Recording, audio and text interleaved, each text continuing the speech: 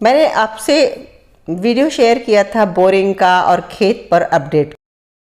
तो अब देख लेते हैं कि वहाँ आगे आगे कितना काम हो गया है।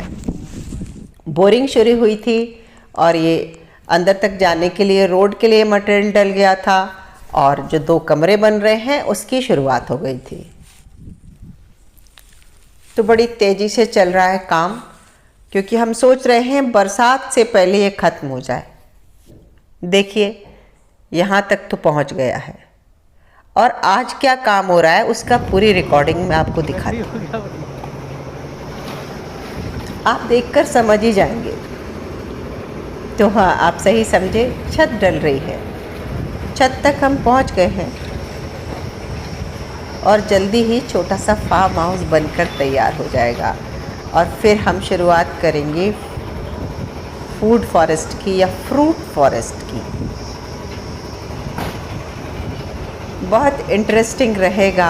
अभी तो मुझे बहुत सारा क्रेज है और साथ ही बहुत सारा काम भी होगा, क्योंकि अभी नर्सरीज के चक्कर लगाने हैं। प्लान कर लेना और बात है, पर जो पौधे हम चाहते हैं वो हमें मिल जाए ये ज़रूरी तो नहीं। और साथ में अगर पौधे मिलते हैं और वो अच्छी हालत में मिलते हैं, ये भी बहुत ज़रूरी है। तो बस मेरा अगला टारगेट यही रहेगा कि मैं नर्सरीज के चक्कर लगाऊं और पता करूं।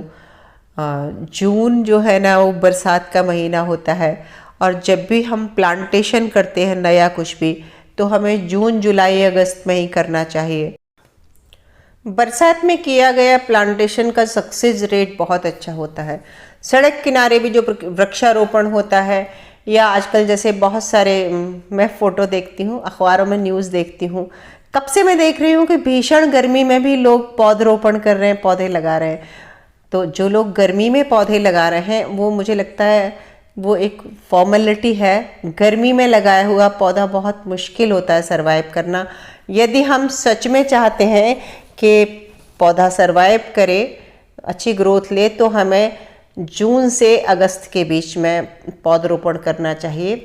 सड़क किनारे कर रहे हो, जंगल में कर रहे हो, आप आसपास के पार्क में कर रहे हो, ये जो 2-2.5 महीने हैं, इनमें हम धुआंधार प्लांटेशन कर सकते हैं। और आप देखेंगे, मैं देखिए मेरे पास जो छत में भी कुछ पौधे तैयार हैं, वो मैं अभी गर्मी में खेत में नहीं लगा रही हूँ। तभी तो मेरे मन में कई बार ये विचार आता है कि ये जो शहरों में प्लांटेशन होता है, जो कि न्यूज़ में आता है, वो इतनी गर्मी में क्यों करते हैं? ये क्यों कोई उन्हें राय नहीं देता कि वो थोड़ा रुक कर बड़े पैमाने पर करें, लेकिन करें बरसात में। इससे फ़ायदा होगा कि बहुत मतलब पौधे बनकर तैयार होंगे। सिर्फ लगा के और कुछ दिन बाद वो पौधे सूख जाएं तो उस प्लांटेशन का कोई मतलब नहीं। तो देखिए, जब ये छत डल गई है तो इससे 20 से 21 दिन बाद इसके नीचे की वो जो सपोर्ट है वो हट जाएगी और फिर और काम शुरू होगा, प्लास्टर शुरू होगा और छत पर पैरापेट वॉल डलेगी, अंदर सीढ़ियों पे काम होगा। काम तो अभी बहुत सारा बाकी है, लेकिन बाहर का काम अगर फिनिश हो जाए तो अंदर का काम बरसात में भी हो सकता है। और इसीलिए हम बाहर के काम की जल्दी कर रहे थे और हमने उसके लिए पौधों के लिए भी गड्ढे करवा के छोड़े हैं। गड्ढे तो क्या, पूरे खेत में ही प्लाव करवा दिया है, तो प्लाव काफ़ी गहरा होता है। और कुछ खाद खरीदना है, गोबर की खाद। जब हम प्लांटेशन करते हैं तो 2x2 का गहरा गड्ढा करके, बहुत गहरा नहीं लेकिन हाँ 2x2 का गहरा गड्ढा करके, और उसमें थोड़ी गोबर की खाद डाल के, और वर्मी कंपोस्ट हो, गोबर की खाद हो या नीम की खली हो, ये सब डाल के धूप में तपने के लिए छोड़ देते हैं। और जब वो अच्छे से तप जाता है, उसके बाद हम उसमें पौधा लगाते हैं।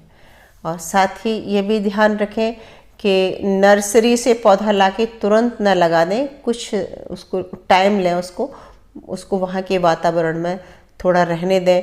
और साथ ही नर्सरी से पौधा चूज करते समय क्या क्या ध्यान रखें, इस पर मैं अलग से वीडियो बनाऊंगी जब मैं नर्सरीज में जाऊंगी, क्योंकि यहाँ मैं बिना पौधा दिखाए बोलूँगी भी तो समझ में नहीं आएगा। अब आप देखिए, सामने से स्ट्रक्चर दिख रहा है।